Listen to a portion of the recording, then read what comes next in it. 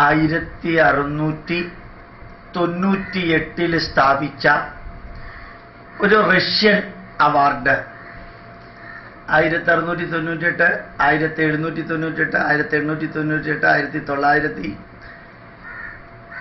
അങ്ങനെ ഏതാണ്ട് 320 വർഷം പാരമ്പര്യമുള്ള റഷ്യയിലെ ഒരു award, order of saint Andrew the അപ്പോസ്തലൻ, order of the saint Andrew, order of saint Andrew the അപ്പോസ്തലൻ എന്നൊരു അവാർഡ് ശ്രീ നരേന്ദ്രമോദിക്ക് കൊടുത്തു.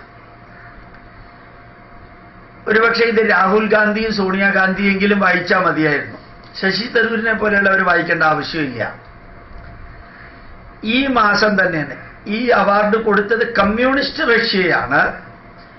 ഒരു ക്രിസ്ത്യൻ സെയിന്റിന്റെ പേരിലുള്ള അവാർഡാണ്. സെയിന്റ് ആൻഡ്രൂ എന്ന വ്യക്തിയുടെ പേരിലുള്ള, പുണ്യവാളന്റെ പേരിലുള്ള അവാർഡാണ്. കൊടുത്തത് കമ്മ്യൂണിസ്റ്റുകാരാണ്. UAE ഈ മാസം തന്നെ സയ്യദ് എന്ന പരമോന്നത അവാർഡ് നരേന്ദ്രമോദിക്ക് കൊടുത്തു. ഇനി ഇവരോട് രണ്ടുപേരോടും നമ്മുടെ ഭാരതത്തിലെ ഇലക്ഷൻ കമ്മീഷൻ ചോദ്യം ചോദിക്കോ, അവരെ കോടതി അലക്ഷ്യത്തിനോ ഇലക്ഷന്റെ അലക്ഷ്യത്തിനോ വല്ലതും ചാർജ് ചെയ്യോ എന്നുള്ളത് അറിഞ്ഞുകൂടാ.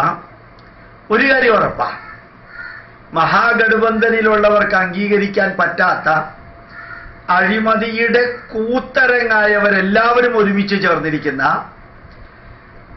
വർഗീയതയുടെ പരമകാഷ്ഠയില് നിന്നുകൊണ്ട് വർഗീയതയെ എതിർക്കുന്ന മഹാഗഠബന്ധനിലെ അംഗങ്ങള് എതിർക്കുന്ന ഈ മനുഷ്യന് ശരിക്ക് സൗദി അറേബ്യ അവാർഡ് കൊടുത്തു, റഷ്യ അവാർഡ് കൊടുത്തു, കൊറിയ അവാർഡ് കൊടുത്തു, പിന്നെ ജർമ്മനി കൊടുത്തു, ഇറ്റലി കൊടുത്തു, അതിഗംഭീരമായിട്ടുള്ളത് ഇസ്രായേലിൽ നിന്ന് കൊടുത്തു. ഇപ്പോ മുസ്ലിം രാജ്യമായ, പാക്ക മുസ്ലിം രാജ്യമായിട്ടുള്ള UAEയും ഒമാനിൽ നിന്ന് കൊടുത്തിരുന്നു നേരത്തെ, അത് മുസ്ലിം രാജ്യമാണ്. സൗദി അറേബ്യ മുസ്ലിം രാജ്യമാണ്. കുവൈറ്റിൽ നിന്ന് കൊടുത്തിരുന്നു, ബുദ്ധിസ്റ്റ് രാജ്യമാണ്. നമ്മുടെ ജപ്പാൻ, കൊറിയ അവിടെ നിന്ന് കൊടുത്തു. പക്ക കമ്മ്യൂണിസ്റ്റ് രാജ്യം ആയിട്ടുള്ള റഷ്യയിൽ നിന്നും കൊടുത്തു. ഈ മഹാഗഠബന്ധനിലുള്ളവരുടെ എല്ലാവരുടെയും വികാരത്തിലുള്ള രാജ്യക്കാർ കൊടുത്തിട്ടുണ്ട്. പക്ഷേ മുറ്റത്തെ മുല്ലയ്ക്ക് മണമില്ല എന്നുള്ള വരിയോ, ഒരു വിളക്കിന്റെ നേരെ ചുവട്ടിൽ പ്രകാശം ഉണ്ടാവില്ല എന്നുള്ള വരിയോ അന്വർത്ഥമാകുന്ന വിധത്തില് ഭാരതത്തിലെ പലർക്കും അത് അംഗീകരിക്കാൻ പറ്റണില്ല. തനി പച്ചയ്ക്ക് രാപ്പകല് കട്ട ഈ നാടിനെ മുടിപ്പിച്ചവരാണ് മറ്റുള്ളവരെ ചോർ ചോർ എന്ന് വിളിക്കുന്നത്. മന്ദബുദ്ധിയായതുകൊണ്ട് ഒരു പക്ഷെ സഹിക്കാതിരിക്കാം. പക്ഷെ അതിനേക്കാളും വേദനാജനകമായിട്ടുള്ളത് കേരളത്തിലെ പത്രങ്ങള്, കേരളത്തിലെ മാധ്യമങ്ങൾ, പ്രത്യേകിച്ച് മാതൃഭൂമിയെ പോലെയുള്ള ദേശീയ പത്രങ്ങൾ വീക്ഷണവും ദേശാഭിമാനിയും ഒക്കെ ഏതെങ്കിലും രീതിയിൽ എഴുതുന്നതിൽ അതാത് പാർട്ടിക്കാർ, ഇപ്പോ നമ്മുടെ പുണ്യഭൂമി എന്ന പത്രം അല്ലെങ്കിൽ ജന്മഭൂമി എന്ന പത്രം അതൊരു പാർട്ടിക്ക് വേണ്ടി എഴുതുന്നു എന്നുള്ളത് മനസ്സിലാക്കാൻ സാധിക്കും.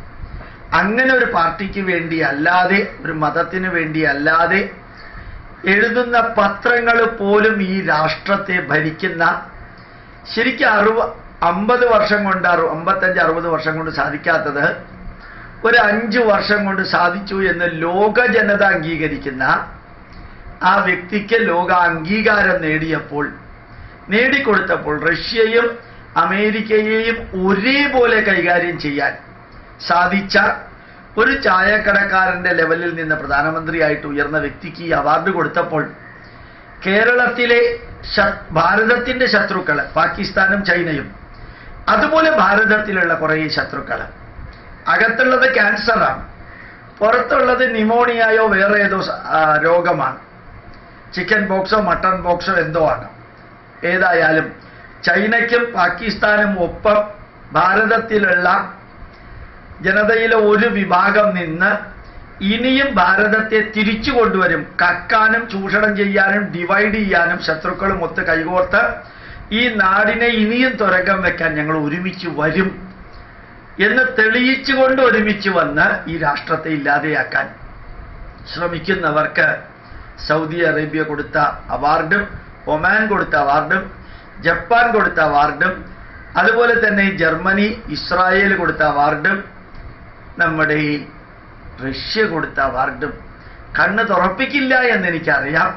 പക്ഷെ പലരുടെയും ചെവി തുറപ്പിക്കുന്നതിന് അത് കാരണമാകുമെങ്കിൽ എൻ്റെ ഈ സന്ദേശം പ്രയോജനപ്പെടട്ടെ എന്ന് പ്രാർത്ഥിക്കുന്നു.